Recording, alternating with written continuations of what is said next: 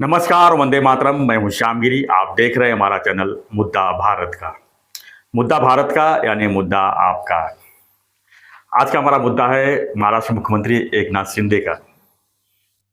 जी हाँ, एकनाथ शिंदे ने जब से इरसाल इरसाल वाली जो घटना में उन्होंने जिस तरह से भूमिका निभाई है, जिस तरह से दल बल के साथ उन्होंने रात भर यानी 24 घंटा वहाँ पर घटनास्थल पर रह के वहाँ पर लोगों की मदद की है, वहाँ पर प्रशासन से जितनी हो सके उतनी सुविधा दिलाई है, उसके बाद से वो लोगों के लोकनायक बन गए हैं। आज के वीडियो में मैं इसी पर चर्चा करूँगा।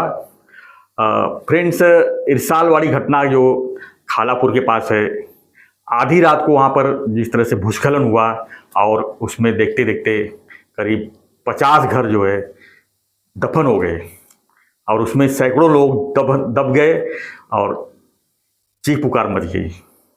मदद के लिए कोई वहाँ जल्दी पहुँच ही नहीं सकता था, ऐसी हालत थी। कम से कम 10 किलोमीटर पैदल चल के, जहाँ पर गाड़ी नहीं जा सकती, जहाँ पर बुलडोजर नहीं जा सकता, जहाँ पर कोई सुविधा नहीं हो जा सकती, वहाँ पर मुख्यमंत्री हमारे एकनाथ शिंदे साहब पूरे प्रशासनिक यंत्रणा के साथ जो है आधी रात को वहाँ पहुँच गए और लोगों की मदद में तुरंत जो है काम पे लग गए। और जिसके बाद जो है एनडीआरएफ की टीम और बाकी टीम जो है वहाँ पर जाके मदद की, लोगों के जितना हो सके वो लोगों को जिंदा निकाला। उसमें लगभग 100 से ज़्यादा लोग जो है बचाया जा सका। अगर ये काम अगर तुरंत नहीं होता तो और उसमें जो है जान माल का नुकसान हो सकता था, यानी और भी ज़िंदगियाँ जो है उसमें दफन हो सकती थी। लेकिन एनडीआरएफ की टीम और प्रशासन ने जिस तरह से मुस्तैदी दिखाई, जिस तरह से एकनाथ शिंदे ने अपनी मुस्तैदी से तुरंत वहाँ पर पहुँचे, इसकी वजह से प्रशासन पूरी तरह से हरकत में आ गई और जो है जी जान से लोगों की जान बचाने में जुट गए। इरसाल वाली घटना बात करें तो इसमें काफ़ी बच्चे हैं, अनाथ हो गए हैं, उनको पढ़ाई को लेके, उनकी परवरिश से लेके काफ़ी समस्याएं सामने आ गई।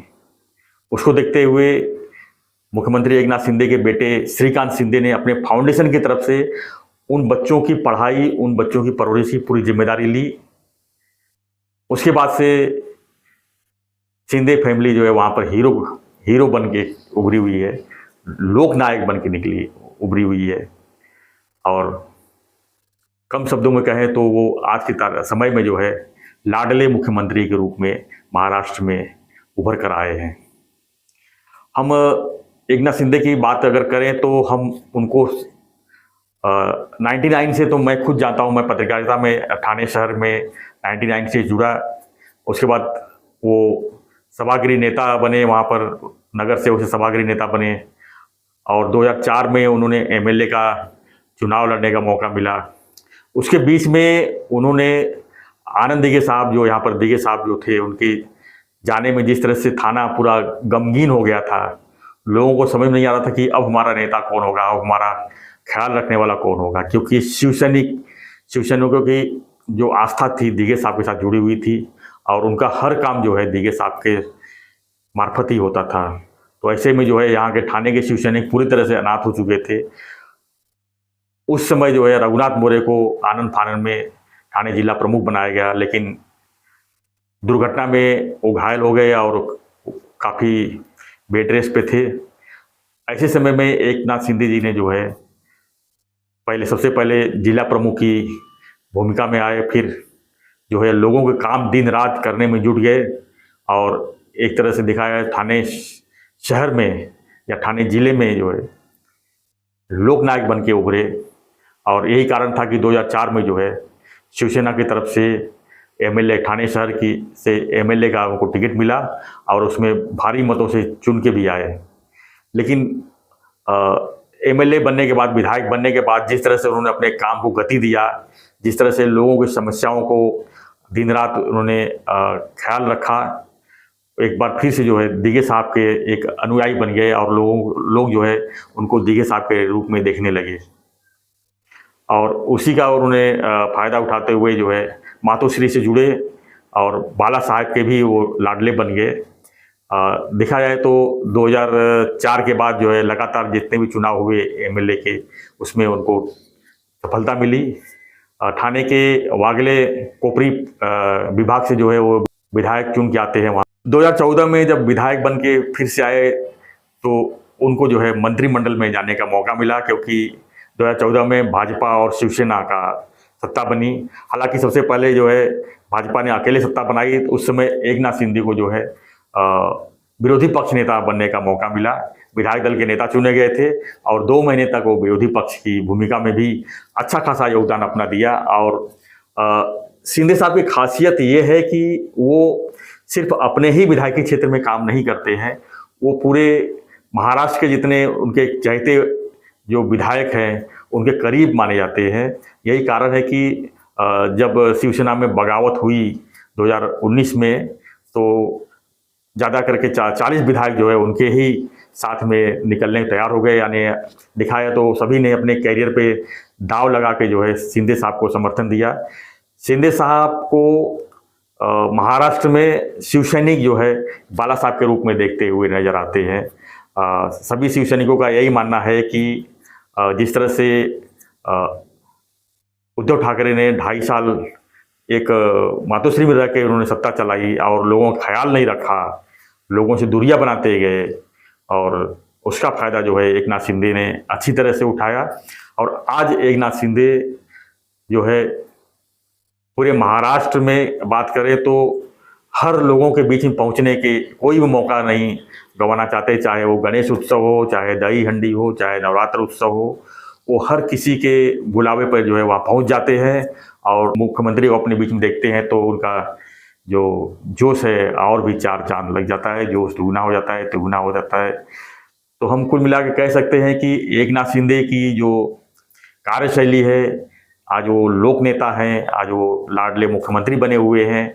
ये बात अलग है कि इस समय सत्ता में 3 पार्टियां भागीदार में हैं। बीजेपी सबसे बड़ी पार्टी है, उसके बाद शिंदे साहब तो थे ही, उसके बाद एनसीपी भी आ गई है। लेकिन आज अगर महाराष्ट्र की अगर हम बात करें तो हर एक की ज़बान पर एक ही है नाम, वो है शिंदे साहब की। उनको ही जो है आगे लोग मुख्यमंत्री बने हुए देखना चाहते हैं, क्योंकि मुख्यमंत्री के रूप में लोगों को एक मुख्यमंत्री नहीं, उनका एक समझ लो कार्यकर्ता एक उनको दिखाई देता है, जो कि दिन रात चाहे मंत्रालय हो, चाहे लोगों के इलाके में हो, अगर कोई समस्या है तो तुरंत निपटारा करने की वो ताकत रखते हैं।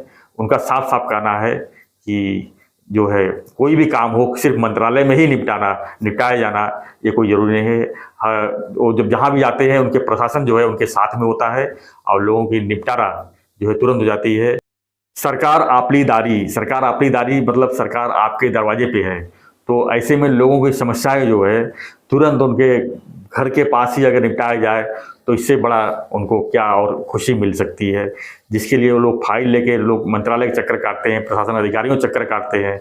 अगर मुख्यमंत्री वहाँ पर जाके खुद उनका काम निपटा देते हैं तो लोगों के बीच में तो लोकनायक बनेंगे ही।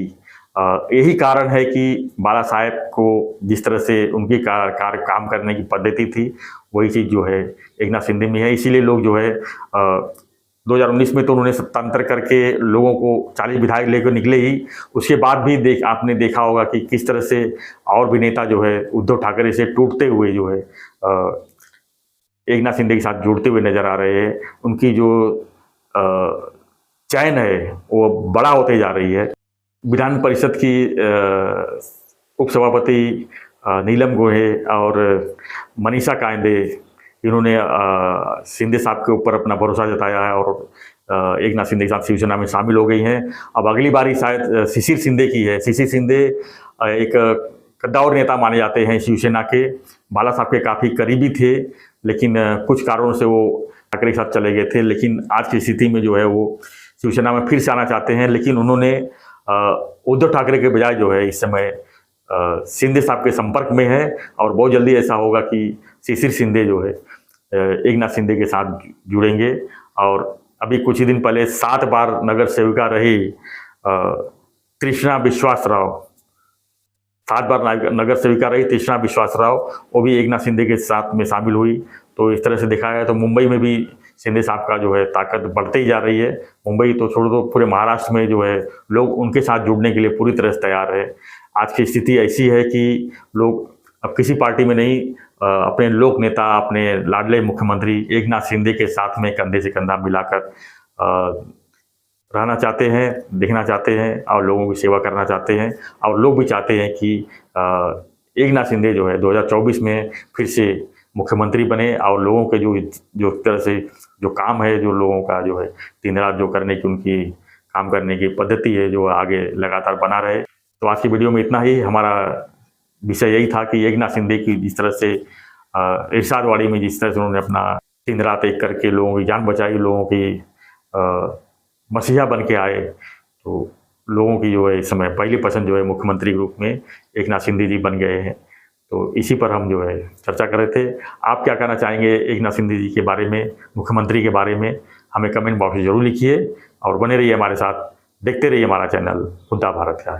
धन्यवाद। जय हिंद, जय महाराष्ट्र।